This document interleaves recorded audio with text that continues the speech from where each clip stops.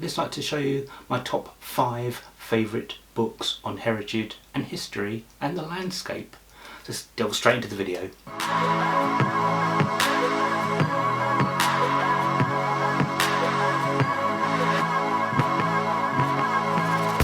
Hi everyone, hope you're doing really well in these unprecedented times. I hope you're not getting too bored in the lockdown. This video I wanted to do for a while, and I wanted to share with you my favourite heritage and history books. Now, everyone knows I like getting out into the country, I love history, I like exploring, not just in the UK but abroad as well, but primarily in the UK because that's where I live. But yes, I really want to share with you some of my favourite books, and they're not straightforward sort of academic books. Some of them are a little bit unusual, to put it lightly. But I'd just like to show you my top 5 favourite books on heritage and history and the landscape. Book number 1. So this is not a top 5, it's just 5 of my favourite books on heritage and history. Okay, so number 1 is The Old Ways by Robert Macfarlane. This is a great book if you like old drove roads, trackways, all these hidden little routes around the countryside. It's a really, really good book. It's actually part of the, it was a top 10 bestseller back in the day. So very recent, very, very, very, very good. I'm still actually reading this at the moment, so I'm not going to say too much about it. So yeah, The Old Ways by Robert Macfarlane. Really nice narrative in it, especially getting a feeling of our old style of living, okay, and all our old history buried within woodland, trackways, fields. It's all there before it became urbanised. So yes, it's very, very good. I thoroughly recommend that. Book number 2 is The Sun and the Serpent by Hamish Miller and Paul Broadhurst. Now this is slightly a different kind of book on heritage. I'm a dowser, that's dowsing for earth energy lines, and this book is all about the St Michael and Mary earth energy current that runs from Cornwall up through to Norfolk and then across the North Sea and probably goes around the world. It's a natural earth energy magnetic field, and it was rediscovered by Hamish Miller in the early 1980s, and him and Paul Broadhurst walked the entire length of it, dowsing and rediscovering this ancient energy line that goes through so many different sacred sites across the landscape. So down in Cornwall, you're going through St Michael's Mount, you're going through the Hurlers, and it goes up through Glastonbury, it goes into Avebury. These are very, very interesting node points where the Michael and Mary current intersect, and goes all up through Royston Cave and then up to Hopton Church on the East Anglia coast. So yeah, whether you believe in ley lines and earth energy currents or not, I mean, I don't think there's anything supernatural about them. It's a really, really interesting book to actually look through and discover a new way of thinking of the landscape and how our ancestors saw the landscape. If you've ever tried dowsing, you know, a couple of rods, off you go, water divining, whatever you want to do. I'm going to do some videos about that when we're allowed out on dowsing. But yeah, this sort of started my journey back in, I bought this originally in 1988 when it came out, and I really would like to have met Hamish Miller. Unfortunately he passed away in 2010, and this is a real legacy because he was one of the sort of top speakers on dowsing over the many years. I am going to Cornwall hopefully end of June to go to St Michael Mount and go around some of the stone circles around there, so we'll be doing a bit of dowsing down there. If this situation changes, I'm sure it'll be pretty much over by then, hopefully. But yeah, The Sun and the Serpent, a journey of discovery through the British landscape, is mythology, ancient sites and mysteries. So I really recommend that. It's a really good Channel 4 documentary as well, back from 1992, where they retraced their journey, you know, in a much smaller scale for Channel 4 documentary. I've still got one of my favourite documentaries called The Sun and the Serpent. So yeah, so I really recommend that. The Sun and the Serpent. A look for the earth energy current, the St Michael and Mary line. Book number 3.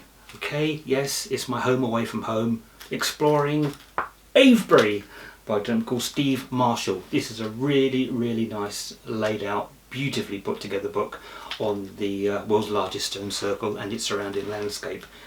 As everyone knows, I go to Avebury quite a lot. It's my home away from home, as I say. The landscape is just an energetic magnet of power.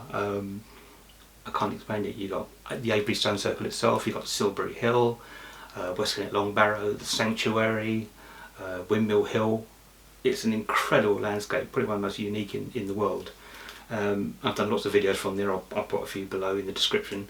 But yeah, Exploring Asia, Central Guide by Steve Marshall. Really, really nice, really well illustrated, some beautiful photographs in here. I really, really recommend this. You can buy this online or get it from the Hen Shop when they're reopened. The Hen Shop down at Avebury. So yes, Exploring Avebury. There was a couple of other books I was going to put in this Avebury section as well, but I thought, let's just put it down to one. This only came out a couple of years ago, but I still think it's one of the best. So Steve Marshall, well done. Fantastic. Exploring Avebury. Book number 4. Okay, this book is come out quite recently and it's superb. The Old Stones by Andy Burnham. A guide to the prehistoric sites of Britain and Ireland. Now, Andy Burnham runs the Megalithic Portal website. It's been online for quite a few years now. Fantastic resource if you're looking for ancient sites and descriptions, and people can upload their own photos and information about it. This is great. The Old Stones. Okay, so if you really want to get out to the countryside and really look at some of the our ancient sites, talking about Neolithic sites, Paleolithic sites, Mesolithic sites, you know, it's all in here. Really well illustrated, easy to read. You know, absolutely gorgeous. I really recommend that. Yeah, and there's a foreword by Mike Parker Pearson, who's done incredible work down at Stonehenge, which you might have seen many interviews with him on TV. So yeah, Andy Burnham, The Old Stones. I really, really recommend that. Fantastic book. It's not the kind of book you probably want to carry around in your satchel. It's quite heavy, but it's great to have in the car, sort of, if you're looking out for information. So really, really, really good. Thank you. So this is not a list, but this is the one that really started the journey for me. Julian Cope's The Modern Antiquarian. Fantastic gazetteer of all the stone circle and ancient sites in England and Wales, Scotland, Northern Ireland. Beautifully illustrated, beautiful photos. This came out in the late 90s. I remember Julian Cope is a singer-songwriter in the UK. He used to be in Teardrop Explodes. So if you're a fan of Julian Cope, you know who he is. Great guy. People used to go to gigs in the late 90s and just pester him saying, when's the book coming out? When's the book coming out? It took him a long time to write this. So Julian Cope also, when he was writing this, actually lived at Avebury, which is pretty amazing. I don't think he lives there anymore. But yeah, this was really, really sort of the start of my journey. I'd been interested in stone circles and ancient sites well before then. But yeah, it's a beautiful book. He did another one a few years later for the ancient sites in Europe, which I've got. But yeah, it's lovely. So I'm Cornwall and Devon. When I go to Cornwall, as I say, I'm going to take this with me so I can go around some of the sites and do a bit of dowsing, take some photographs, do some vlogging from there. So yeah, The Modern Antiquarian. There also was a really good Channel 4 documentary, I think Channel 4 was it, BBC, called The Modern Antiquarian, which they did in about 2001, which I have on DVD somewhere.